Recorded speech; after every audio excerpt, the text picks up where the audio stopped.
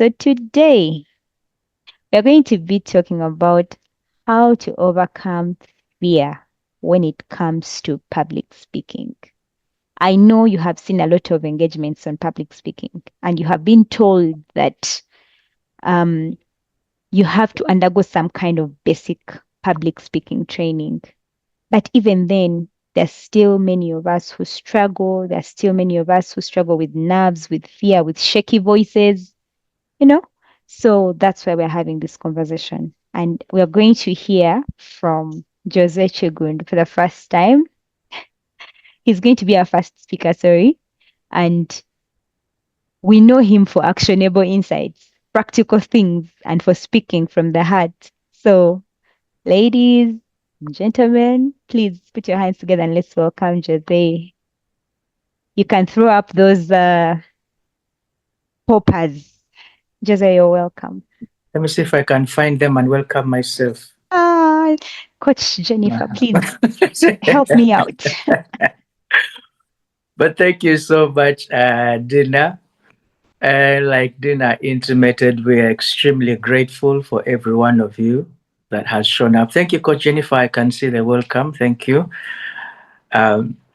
It's we don't take it for granted that you are here. It matters to us. They usually say a leader once in a while has to keep looking behind to make sure there are people following. Otherwise, he may end up taking a stroll in the park, thinking he's leading. So it's good to look back and say, there are people that are still with us. It makes this whole thing worthwhile. Coach Jennifer usually says, even if it is one person, that's a big difference. And you see, that one person has the ability to transmit what they have learned over a cross section of people. And so that's why it's not only one person, it's always a ripple effect or a multiplying effect. But we are grateful that there is more than one person on the call. We are grateful that a number of you have joined us, and we trust that we will enjoy this time. We have a couple of series lined up, like Dina was saying, and this time we included something that I find interesting. We included something for the entrepreneurs specifically, but it also covers those who are employed and those who are still managing things. These are things that you need to learn. It might not be for you in that time, but at a later time it might apply to you, or it might be helpful for a younger brother, a younger sister, or someone that is close to you. And these are pointers that you can give to them. Like Dina mentioned earlier, again, we have had interesting feedback, sometimes privately in our DMs. People really, really excited. So that's why we're excited about this part, this second part. The second part is going to be exciting, interesting, and we will have a few Q&A sessions where we'll go over so many things because we want to honor that 1 hour. So we might not go into everything. We'll just give the things that we really feel are effective. And then in the Q&A, we will go deeper into specific things. So please, I encourage you, be there for the Q&A. So for the next 5 or 6 weeks, you have booked your Tuesday lunch hours, just 1 hour a week. That's not so bad. But the value is great. 7 Tuesdays, 1 hour every week. The value that you get will be really worth it. Today we happen to be kicking off with public speaking, and this is something that I really, really enjoy. Some people say people are naturally gifted. They can stand before a crowd and work a crowd up. And there are other people who their strength is one-on-one. People are diverse. But they are even in that one-on-one, you still need the thing of public speaking. Coach Jennifer made a post the other day to the effect that broadened my mind concerning this topic, because when you think of public speaking, the initial thought that comes to everyone is standing in front of a crowd. We never think of those one-on-ones as actually public speaking, or we never think of board meetings as public speaking. We usually imagine people in front of a crowd, and that's the picture that we have of a public speaker. And maybe Coach Jennifer will address that other one-on-one and things like this. But I'll just give a general insights from my personal experience. While preparing, I resisted the urge to watch teachings on public speaking. I resisted the urge to read teachings on public speaking because I did not want to duplicate what others have said. I intentionally, personally, everyone prepares differently. So I intentionally just chose to dig from the experience I have had.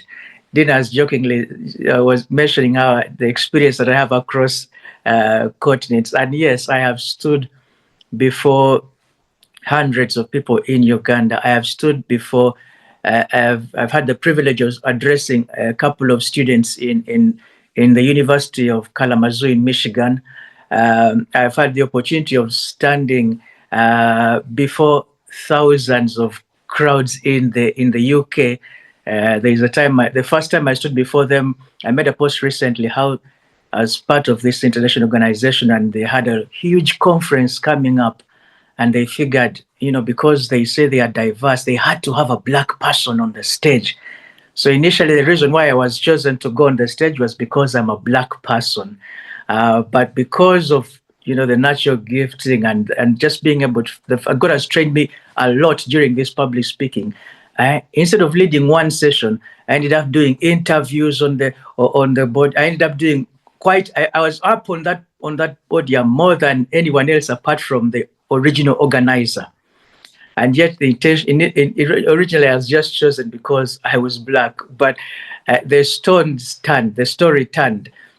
And so I've had the opportunity to stand before crowds in different places in Germany, in Belgium, and here.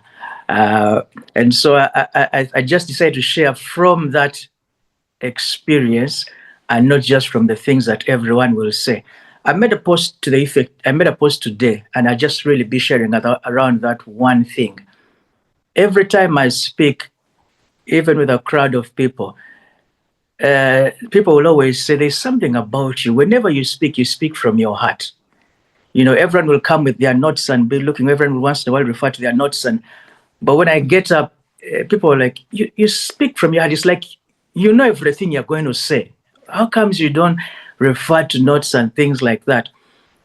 And for me, the main thing, there are a couple of reasons why, but it is because I immerse myself in what I'm going to speak. Beforehand, I really give myself to what I am going to speak until it is a part of me, until it's a part of me. Whatever time you wake me up, even if I was supposed to speak, I was supposed to be the 10th speaker, and then you say something has happened, please come and be the first speaker. I will, because what I'm going to speak is part of me. I will stand on any place, even if they say, the crowd has changed, the number of people has changed. We're talking to a different audience. If the topic is the same, I will still deliver because I've immersed myself in that topic. I was listening to a comedian recently, and he was talking about how he had gone to meet one of his favorite comedians, one of his favorite actors when he was still young. There was this actor that he usually followed, and he had the opportunity to go and meet him. But when he met him, that actor was preparing for a certain role. And the actor was so much in the role that even when he was offset, he was the other person in the role. So the way he spoke was like the other person, the way he dressed, the way he was. So this comedian felt disappointed because he had gone to meet someone else and he met someone else. It was still the same person, but he was completely the other character. But because that guy immersed himself in the role, when he acted the movie, it was natural. He was no longer trying to remember, what would this person do? No, he was that person because of how much he had immersed himself in there. And so he always does amazing movies because he immerses himself in the role before time.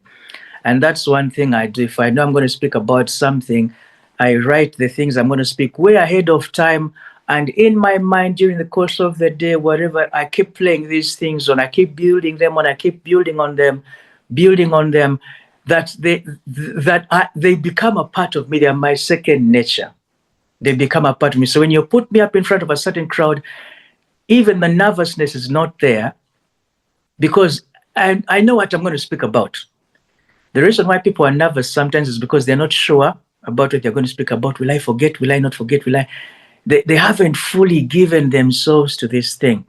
But because I immerse myself in what I'm going to talk about, When I stand up, there's no nervousness. It's like I'm speaking about anything else because it has now become a part of me. So way before my speech, I give myself to that thing. I immerse myself in what I'm going to be discussing. I might come up to wherever I'm going to speak. I might come up to the podium with a few pointers. Just remember to help me remember my line of thought. But even if you took my paper away, I would still speak because I've immersed myself in that. And so for some people, I think because they prepare late, they now have to remember. What was it? Then the nervousness sets in. But because I have prepared for what I'm going to speak about, and I know and I've immersed myself in it, there's a sense of confidence. There's a sense of calmness around me. It's not like there's an earthquake literally passing through where I'm standing. There's a sense of calmness because I know I know this thing. I know what I'm going to talk about. I might not be the most knowledgeable in the room, but I'll definitely be one of the most prepared. And that's a big difference. I'll definitely be one of the most prepared. And so even when I speak, even though you're knowledgeable, when you listen to my line of thought, you'd be like, it's interesting. Okay, I had not thought of that. I had not joined those pieces together. So even if you are knowledgeable, you will still learn something. You will still learn something. I remember one of the first times I stood up to speak to about 500 people in the Netherlands. Someone was speaking to me and saying, they came and asked, "Are you a lawyer?" I'm like, "Yes." They're like, "Okay, now I understand. The way you organize your things is so systematic." But for me, it was not because I'm a lawyer. It's because I'd been thinking of these things, not only what to say, but how to say what to say and how to connect the whole story together. And that's because for a week also, I had immersed myself in that thing. Sometimes you have to stand up and speak off the cuff. You don't have time to prepare and you have to speak off the cuff. But also, I think because I give myself to learning so many things, I can speak about very many different things off the cuff. But also, one thing I learned, if I am ambushed, I have a couple of friends who like ambushing me. If I am ambushed to speak about something, the usual technique I use is to ask questions. Recently, my niece was visiting us, Vanessa. She was visiting us, and she said, "Man, when I go to speak to people here, I don't know what to say." I told her, "No, ask questions. Ask questions. Whatever country that person is, ask them, hey, so what's the difference? What have you found different between your country and this country? You know, what's the food like in your place?" There's something about asking questions that gives you an opening to then speak. You know, so if they tell you to speak about something and you're not aware of it, get the title, ask someone ask 2 or 3 people in the congregation, what do you think about this? What do you think about this? In the meantime, you're organizing your thoughts, you're organizing yourself. So there are techniques even when you're caught off the cuff. I find asking questions a very, very helpful thing, even to set the tone of the room. Just entering and saying, "Hey, I'm going to be talking about this. And I just want to ask the first 3 people, what comes in your mind when I say this?" And, you know, at that time, you're in control. Whether people want it or not, you're in control of the room. So put some confidence in yourself. Don't enter timidly. Understand that you're in control. So ask a few people, and that breaks the ice. That, you know, sets things in motion. But really, for me, the biggest thing, there's not much time, but I think the biggest thing for me is immerse yourself in whatever you are going to speak. That when you stand to deliver, it is your second nature. That will take away nervousness. It will take away fear. It will give you a sense of calm. Even when you speak, you will come across as someone that knows what you're talking about.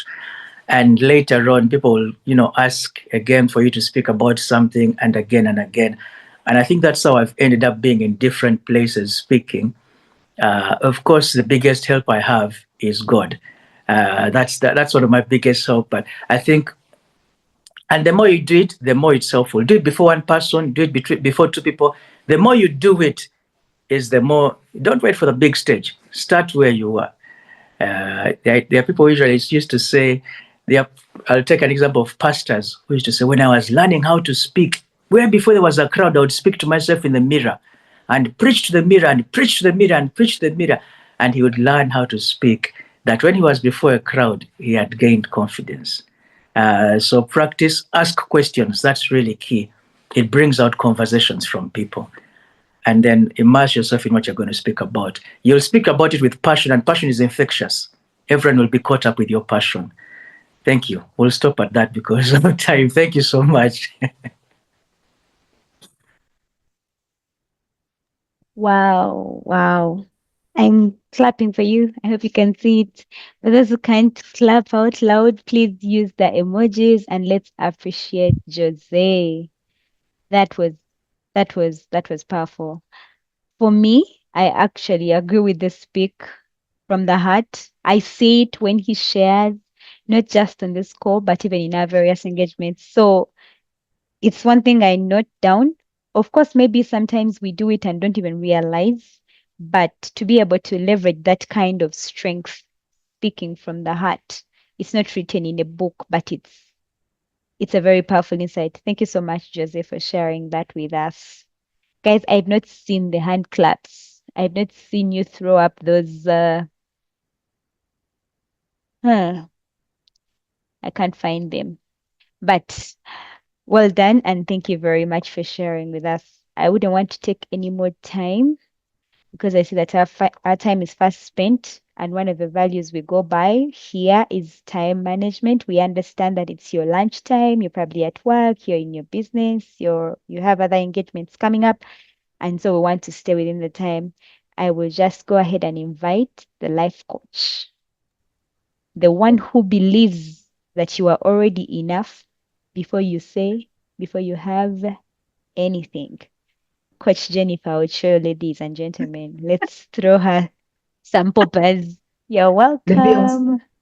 thank you. Let me also throw them for myself. Yes. Like that. Yes, like that. I'm timing. Since I'm that time, I'm trying to see if I can redeem that time. Anyway, I'm very, very excited to see you guys here. I acknowledge my niece Bambi. Sorry, I have to do nepotism. Hi, Junie. Because she left home specifically to go to a place where she can actually attend the webinar. So I'm acknowledging her for that. Thank you so much. I'm seeing so many new people, Barbara, Janet. I'm seeing so many people who I've engaged with. Thank you so much for attending. Now to the business. I want us to when I'm talking about public speaking here, overcoming the fear of public speaking. I want us to be thinking about two things: skill and self-awareness, because personally, I believe that is what public speaking is all about. I'm going to start with an internship story, my story as an intern. I joined the central bank as an intern. I was doing my master's then, and I was given a task of studying a certain particular piece of software, and within the first 2 weeks, I had to make a presentation to the management of the department. It wasn't as it was a baptism by fire. I wasn't even like playing. The management of the department. 2 weeks into my internship, I practiced and I made the speech. Not the speech, I made the presentation. There was shaking.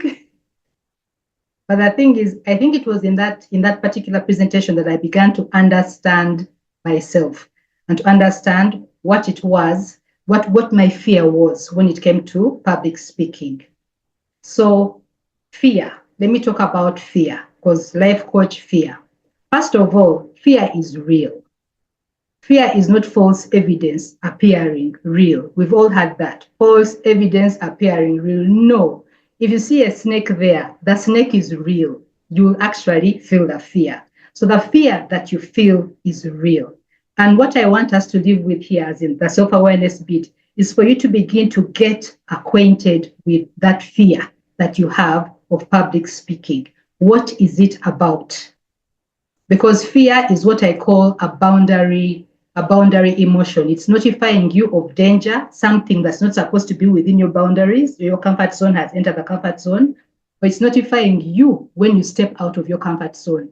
It's asking you, are you prepared? Are you sure? Do you want to do this? So what I want you to live this webinar, live with, the self-awareness I want you to live with is, what is my fear telling me? because fear is a real emotion that is communicating something to us. So fear is real. It's not false evidence appearing real. So I want you to begin to observe yourself and to see what is that fear about. And for me, what I discovered was when it came to public speaking, the fear that I had was I was feeling disconnected from the people. I was feeling like I was up there and all the eyes are on me. So then I would begin to have like the shaking heart and then the shaking voice. Have we all experienced shaking voice? Who has experienced shaking voice? Please, hands up. Jose hasn't. Yeah, but I think you've experienced something, either dry throat, shaking voice, nervous, things fall down as in you start coughing. We all experience that. Yeah, but what I learned for me, especially when I made that presentation to management, was that my fear was feeling disconnected from the people who I was actually talking to. So now what I want you to think about as you observe yourself regarding this fear of public speaking is what is it that I need to do to make myself get comfortable? Because there are things that different people do. These people you see speaking, by the way, everyone feels that fear. Everyone feels it. The only thing that makes a public speaker better than the other is they have learned what they need to do to overcome the fear. The way that Jose overcomes it is not the way that I overcome it, is not the way that Dina overcomes it, is not the way that Vusi overcomes it. So you need to observe yourself and to understand what is it that I need to do. Jose just gave a very good example. What he does, he said, is he immerses himself in the knowledge. He really spends time in the knowledge, gets to understand as in replaying the knowledge through his mind. And that's what we call embodying the knowledge. So the way that he overcomes his fear is by embodiment. That's called embodiment. So he embodies it so much that when he stands before the people, as in it's like the whole body, he's speaking. There's no need for him to fear. Even the fear doesn't come because the fear knows we are prepared. So for me, it was connection. So what I learned when I'm doing public speaking, when I'm speaking in public, is I need to find a way within the first minute to connect with the people, either to get someone to make a comment, to get them to smile back, to get them to say hi. As soon as someone responds to me, I liked what Jose said, of ask a question. As soon as someone engages with me from the audience, I have connected and the fear disappears. It totally disappears. Vusi, I was listening to Vusi, I think last month, and Vusi said for him, the way that he overcomes that stage fright or that fear is he has to feel grounded. So what he does is when he stands before an audience, he first takes the first minute just standing and looking at the people and making sure he's feeling like he's connecting with the ground. Because when he feels grounded, then he can speak commandingly. Another gentleman called Simon Sinek, I think he's also a very, very good public speaker. He said what he tells himself before he does any public speaking is, I am here to serve. So, and he says once he realizes that he's there as a servant, he's serving the people, there is no fear because he's there to serve. So the way that Jose overcomes the fear, the way that I overcome the fear that we all have, is different. So what I want you to do is to observe yourself. Those times when the voice was shaking, dry throat, pen dropping, as in you can no longer, you open your mouth and no words come out. What was the issue? Was it that you are not prepared? What was it that you are afraid of? Because when you identify that, then you know what you need to do to overcome that fear. Now, the last time, I'm very good within time. So that's my homework for you. Observe yourselves and just begin to find out what that thing is that's going to help you overcome your own fear. Because you all have fears, but overcome your own fear. The last thing I'm going to talk about is the skill. So public speaking is also a skill. It's something that you need to train yourself to do. As Jose said, as in speaking to people one-on-one, speaking up in meetings. Public speaking is not just standing before people and speaking. I think especially for us who work, who are employed, speaking up in board meetings, speaking up in meetings is part of public speaking. You feel exactly the same fear. If you notice, you feel exactly the same fear, the shaky voice, the same fear that you feel when you have to stand before people, when you're in a meeting and you're like, I have to contribute. You feel exactly the same fear. So public speaking is more than just standing before people. And the way you develop that skill is by practice. Like every other skill, you practice speaking. If you want to learn how to speak up in a meeting, tell yourself in every meeting, I'm going to put up my hand and contribute. Because you have to deal with the skill part also. There's the overcoming the fear, but there's also dealing with the skill part. So I'm going to put up my hand every time and contribute. I'm going to challenge myself to speak to that new person, because even speaking to a new person can elicit those funny feelings, the feelings of fear. So whatever it is that you need to do, put yourself out there and begin to practice the public speaking. I'm just going to close with a story that I shared actually on LinkedIn about, I was in Zambia, I was representing my organization at this meeting, and people were, as in, I was new to a particular software. The people who are in charge of the software had left. They had two people, they had left at the same time. So I was totally new. I had been sent there. I think it was like within 2 weeks of taking over from them. Here I was in Zambia, regional meeting, decisions are being made. And I was like, what do I do? Do I put up my hand and say, I don't understand what you're saying and look foolish and make Uganda? Because then you're not representing yourself. They even refer to you as, yes, Uganda. They don't call you by your name. Yeah. So do I put up my hand and say what you're saying? I don't understand. Please explain. Or do I keep quiet?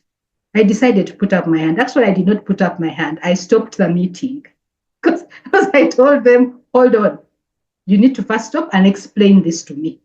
So I halted the discussions because I wanted them to explain to me what was going on so that I could make decisions for Uganda. And do you know what happened when I halted the discussions? There were other people in the meeting who had kept quiet, who were also struggling. Yeah, but because I put up my hand and I halted, the whole meeting changed direction. The way they were presenting and discussing, it all changed direction. Because now other people also like, yes, even me, I was wondering. Yes, even me, I was wondering. So public speaking is a skill that is necessary. Sorry. Just like 15 seconds. It's a skill that we need to develop because at times it's not life and death, but it's like whether your performance will be top or just mediocre. It's something that you need to actually train yourself in, overcome the fear that you need to overcome so that you can speak up. And that meeting where I spoke up, after that, there's a time when I actually ended up attending, we ended up arriving late for a particular regional meeting. We arrived on that day and half the day had already gone. You know, they had said that the group sat and said, we're not going to start until Uganda, Jennifer, arrives. They refused to start for half the day because they knew Jennifer was going to say, hold, I don't understand that. Please, let us go back and explain. They're like, we're not starting. They had tea up to 1 o'clock. Yeah, so let us polish those skills. Let us overcome our fears and let us shine at work as strong, as efficient, as serving public speakers. I think that is all that I have. I've tried to maintain my time. Dina? Wow. Guys, ladies and gentlemen, please throw up those emojis for the coach.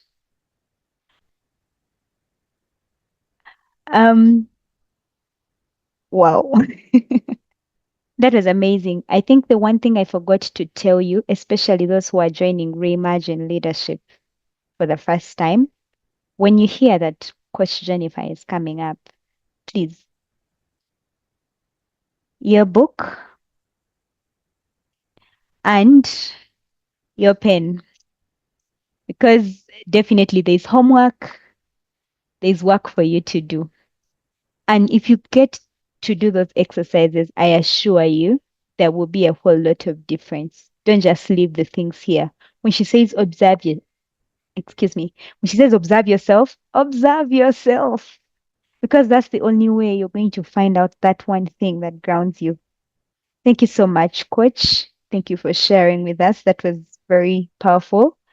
And just so you know, Coach Jennifer is so big on self leadership. That is why when she comes to you with answers, they always start around you.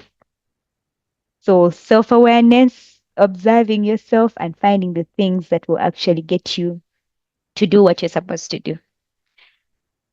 Personally, even though I'm a speaker, I always come as a student and I learn so much from these two every time we have this.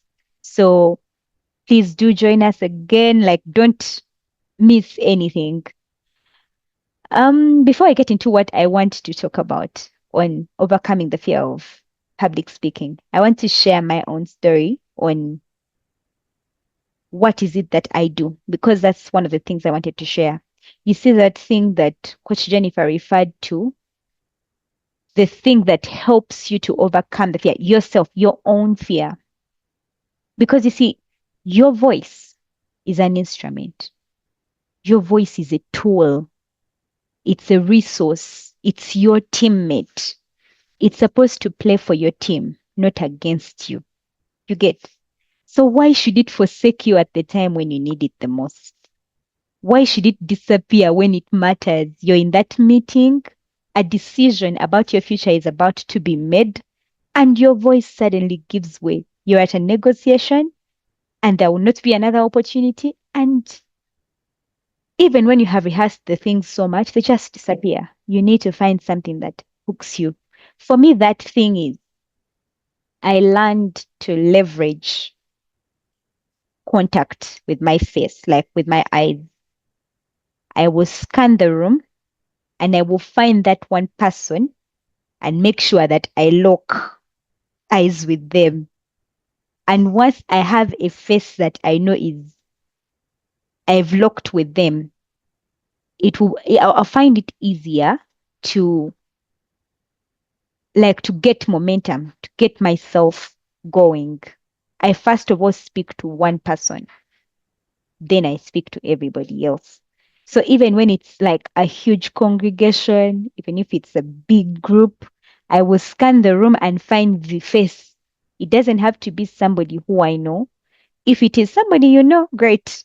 But you may scan the room, and by the time you reach the face of the person, you know maybe they're not even paying attention, and you may get a bit discouraged. But I will find that one face that is kind of locking with mine and connecting with mine. And from there, it will give me the grounding to know that I am speaking to somebody, and then I will calm down. The voice will calm down and start to deliver as it should. But also, the other thing about your voice and how it's an instrument is you have to understand your own vocal dynamics. We're not the same. There are people who are good at being playful.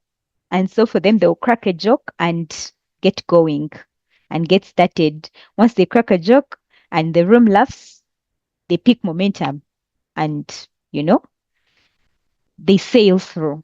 So for you, what is it for you?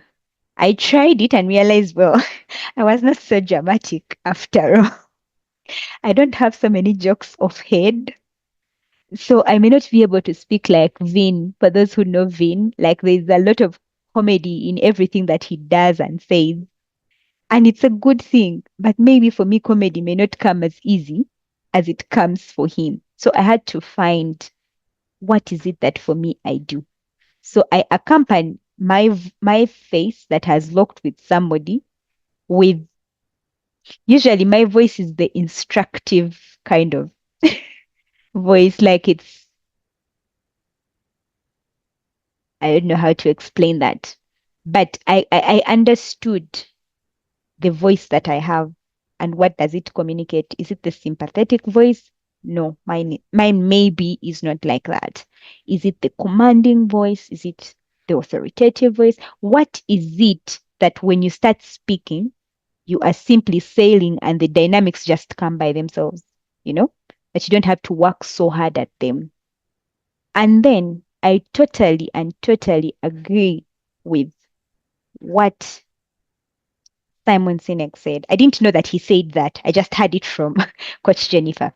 Because the one point I wanted to share today was that whoever you're speaking to, know that you have come to serve them. You've come to give them value. Focus for a bit on those people. Take the focus away from I'm so afraid. What will they think of me? What will they, because usually fear stems from a lot of things. One of them is you're thinking maybe they'll think I'm ignorant, maybe I'll say something foolish, maybe they won't agree with my opinion, maybe they will question my understanding. There's a lot of those thoughts that are going through your mind. But how about you shift the focus from yourself and shift the focus to the people that you're speaking to? And like I said, or like the coach emphasizes, you have to first of all believe that you have value you're delivering. Because if you don't believe that you have value you're delivering, it will sound like doubt in your voice when you speak. It will sound like not sure when you speak. And again, because of time, I won't go so deep into those things. You have to observe yourself. I remember one time I had a senior manager who said that Dina always looks scared. And it bothered me so much because I didn't perceive myself as somebody who always looks scared. So I went back and started asking myself questions. What is it that when he looks at me, what what is that emotion? What am I portraying? Is it my eyes? Is it the look on my face? Is it I'm slouching like this? What is it about my body that passes the communication that I am scared, even when I am not scared? Because in many cases, I'm actually not scared. But why should somebody perceive that I'm scared? So when you observe yourself, you start to question those kinds of things and find out that thing and then start to work on it. Because you cannot work on a fear that you don't know. You cannot work on a weakness that you don't understand. So, three things for me: work on your voice, work on understanding what your voice is. Two, know that you have come to serve, you have value to deliver, even if it's to one person, even if it's to two people, even if it's to three, or even if it's to thousands and millions, you have value to deliver to them. And so you've come to serve them. That's number two. And then number three, um, exactly what Coach said. I won't repeat her words because I feel like it just all ties into observing yourself and finding that thing that gets you grounded. And of course, like I said, I am a growth partner. I cannot say anything without talking about growth. And this is where I want to emphasize preparation. Prepare, prepare, prepare. If what you're going to do requires preparation and you get a heads up that you're going to do that thing, prepare, prepare. I remember I recently had to present my proposal for my master's degree. And after the proposal, like everybody was like, wow, like, wow, like, wow. When the marks came out, like people were like, you had the best presentation, like even fellow students.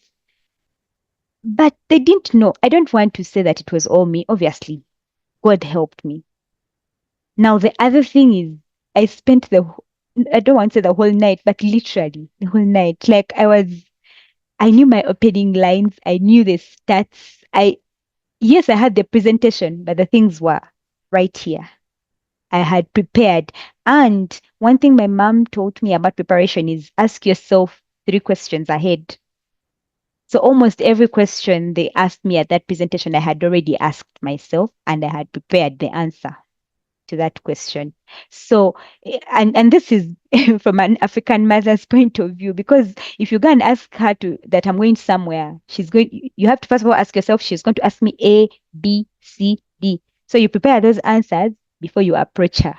That's exactly what I use in these other settings where I have time to prepare. I ask myself questions ahead so that when the questions eventually come, I'm already prepared for them. That would be it for me. Thank you very much. I see that we are at 44 minutes, and that means that we have ample time. Thank you, Coach. I saw those. Thank you very much. And well, it feels odd when I am hosting and then I have to, speak because now I have to jump back into the host mode. Thank myself. And ladies and gentlemen, we have come to that hour where you make your own contribution, where you ask that question. Remember what Jose said, that if you didn't have time to prepare, if you didn't have time to read the room, one of the things you can leverage is asking questions. And so for this session of question and answer, I would like to welcome Coach Jennifer to take us through it. And I'll be back at the tail end. David, you have 30 seconds. 30 seconds. Thank you very much. I'm so happy about this session. The fear of public speaking is real, but I want to direct this question to Jose. He talked about impromptu speaking. Impromptu speaking is one of the most challenging parts of public speaking. For leaders, for any profession, an impromptu question is going to arise anytime, and you have to answer the question in a professional and a very knowledgeable way. What is the framework that you use? Because you talked about asking questions. Now, someone asks you a question, you have to answer the question impromptu, and you have to answer the question professionally and in a knowledgeable way. How do you handle that? Thank you very much. Thank you. Thank you. If I was asked an impromptu question, I think because I happen to read a lot, you can catch me off guard on certain things, but I'll have a bit of an idea. However, like I said, I found questions one of my biggest friends. If we're in a room and someone asks me a question, I would throw it back to the crowd. While I'm throwing it back to the crowd, I'm gathering my thoughts. If we are one-on-one and you ask me a question, I will ask you, what are your thoughts on it? What do you think? In that way, I am throwing it back while I gather my thoughts. So I use questions a lot in terms of impromptu speaking. I throw it either back to the crowd while I gather myself, or I throw it back to you while you're also, then I'm gathering myself, so I'm not completely off guard. But in some cases, I have found one of the most amazing things is to be honest. Sometimes we want to come off as know-it-all. I have learned to be honest. And of course, as a lawyer, you are told never to say, I don't know. Either say, I have not addressed my mind to that issue, or if you want me to give you a comprehensive response that would benefit both of us, would you give me a bit of time? Then I will give you. If it is in a place and I will not come back, I'll say, hey, I'm going to share my email address and I will send the response there. Oh, I'm going to post the response here so that we can have a detailed, answer. And I'm not just I don't give you something half-baked. So I will either use questions or I'll be honest and say, hey, that's a very good question. I have not fully addressed myself to that. Or I may not have enough time to give you the full response.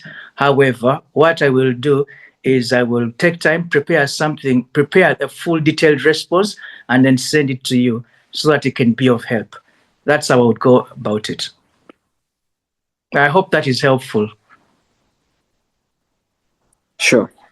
That's very helpful. Thank you very much, Jose. I also found that a nice one, especially throwing the question back to the audience. And actually, when you do that, you're first of all picking the mind of various people, and then you're also buying yourself time to, gather yourself and answer the question. And if it's anything if it's a question that's directly attacking your personality, maybe what I would share is either you allow yourself to own it, like own the question and find the very best way possible and to respectfully respond to the question. So thank you so much. I want to bring this meeting to an end. Please feel free to engage with people that you have seen here that you might be able to connect with on their socials and all of that. And let's see you again on Tuesday. Have yourselves a lovely week.